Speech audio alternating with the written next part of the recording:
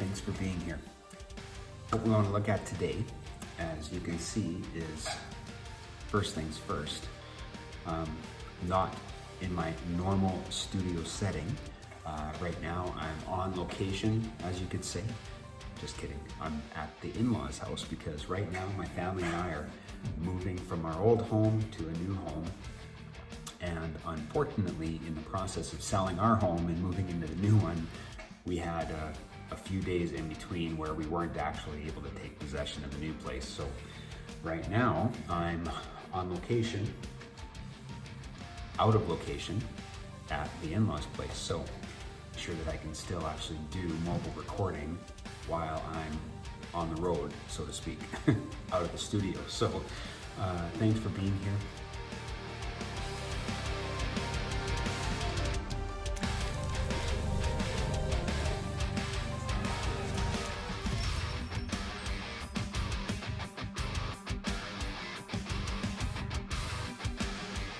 Today, I just wanted to have a look at GarageBand. And what we're going to look at today is something that maybe not a lot of people like using or kind of didn't really work very well in the past, but it's being able to add sections in GarageBand to help you create sections within a song. Intro, verse, chorus, bridge, things like that. And using the sections within GarageBand helps you do that in a really, really fast way. So I just wanted to touch on that. Anyway, without further ado, let's have a look at that. But before that, thanks for being here. Please click the like button below if you like mobile recording or other videos related to mobile recording, home studio recording. And hit the subscribe link below and the notification bell, and you'll be notified of future videos that we have related to all those subjects. So thanks for being here. Let's have a look. Okay, so we're gonna have a look here. Basically, what we're gonna do is we're just gonna create a copy of the project first, okay? So what I need you to do is, and this is just to be a little on the cautious side, so that you're not gonna destroy the project that you have or make a bunch of changes to it and then you can't go back and edit that later. This way you can copy the current project, not touch it, and then work with a duplicate project and do whatever edits you want and never have to worry about how much damage you've done to it. You can always just open the other one. So to do that, when you open GarageBand and click on your recent project folder, you're probably gonna have everything in icon view. So the easiest way to do this now in GarageBand in 2020 is click on the list.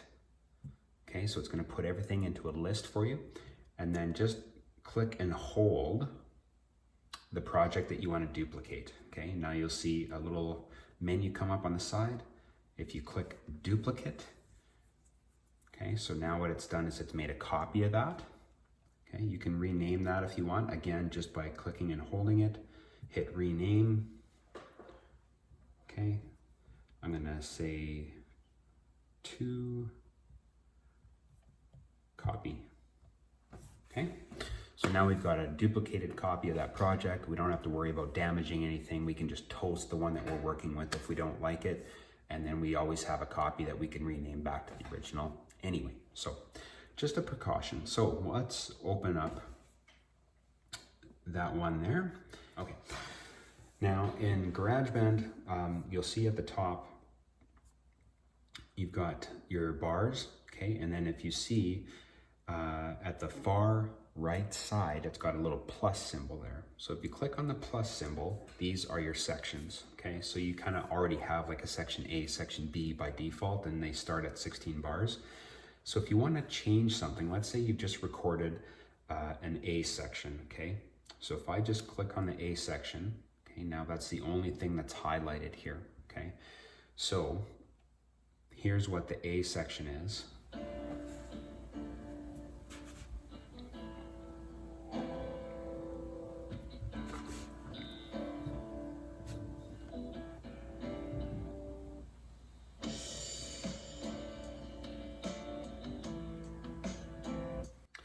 So that's just the A section. It's just like an intro part, more or less, getting the song started up.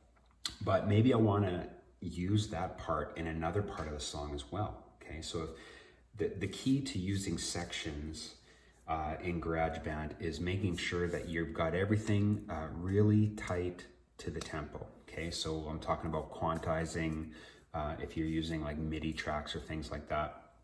If you're recording acoustic guitar or an instrument into GarageBand, like an audio source, try and stay as close to the metronome as you can so that you can easily just copy and move that section around within your arrangement. It helps down the road if you're trying to kind of figure out, you know, does this part work right after this? Does the intro work as a bridge? Could I try that in between the chorus and a solo? Those types of things. It helps with an arrangement. So anyway, okay, you can see I can hit the I in the circle, and that is telling GarageBand how many bars you want that section to be. So let's say I recorded that to be 16 bars, but let's say I just want to have the first 8 bars in that section. So all I need to do is just change this to 8 bars, okay? And now you can see that it's basically shrunk that down, okay? Now, what happened to the other part? Now, if you noticed before I did that, I actually did have other recorded content there just from bar 8 to 16, okay? So if I go back, now all of a sudden that content is gone. Okay, so what do I do? Well, in this case, just hit the undo button and your content is back. But if you've edited that section and you've changed it from 16 bars down to 8 bars, you're basically telling GarageBand, delete bars 8 to 16. So what you can do instead is you can duplicate that section if you don't want to lose that recorded content. If you want to like shrink that section into 2 sections, you can duplicate it. So here's what you can do. You can go to section A, you can hit duplicate. Okay, so now it's duplicated that section. And what we can do, what we can do here is go edit, and we're going to move section D up there, okay? Now we're going to change the amount of bars. Actually, first we're going to edit the sections.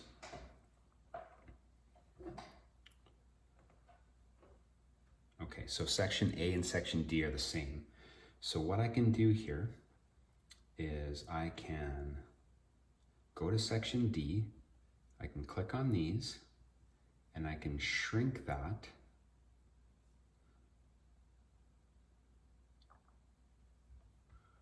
or I can delete that. That's what I can do. Just delete that. I'll shrink that.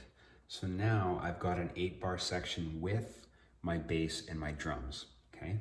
So now what I can do is go here, and I'm in section D. I can hit this, and I can change this to 8 bars, okay?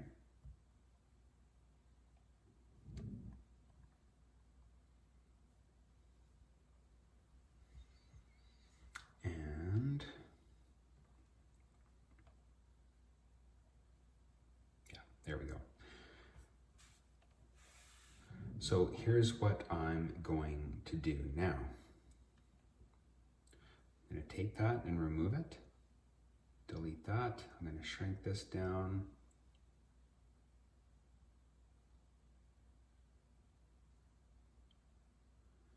If I can actually shrink it down, there we go. There.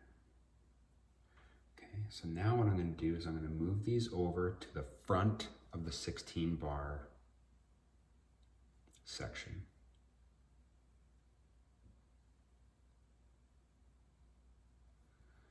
Okay, there, now they're at the front. So now if I go to the section D, I can move this down to 8 bars. Okay, and now I've got section D is just that. So now section A, let's move over there. So I'm gonna delete that. And what we're trying to do now is we're just gonna keep section bars 1 to 8 in section A, and we're gonna keep bars 1 to 8 in section D. And that now has become what once was our 16 bar section with the two different recordings in it.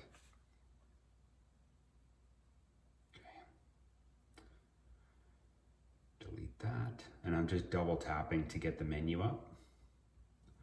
Okay, so now if I go here and I'm in section A, and by the way, also, you know you're in section A because in the timeline at the top, you see under the bar 1, it says A.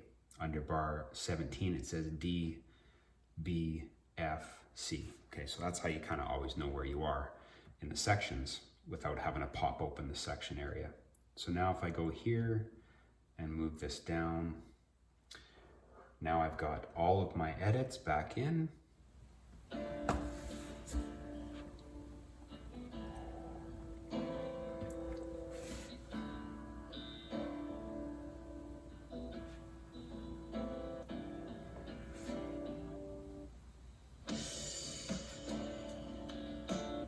Okay, so again, that's helpful if you're basically trying to move things around in a way that you can use different sections in composing your song and see what works and see what doesn't. So again, the sections, hit the plus sign on the side. You can change the section or the amount of bars in each section manually just by clicking on the blue eye for information and increasing or decreasing the bars. You can highlight a section and duplicate that, or you can just leave it in all sections and add another section. Any of those things will do. If you want to get rid of a section, click the edit at the top and then hit the minus and then delete, and that section's gone. Okay? It really is a good way for you to, like I said, arrange things in a different way, help you figure out what parts work in different other parts. And using the sections tool in GarageBand is a really simple way to do that. It's a good composing tool, really. And so you can try and use that to the best of your abilities. Sorry for, not having my studio and things like that. I hope this video, it probably doesn't look very good, but hopefully this content is gonna help you in some way to compose and write your songs. And using GarageBand is a really fast way to do that. Again, this channel is all about mobile recording and home studio recording.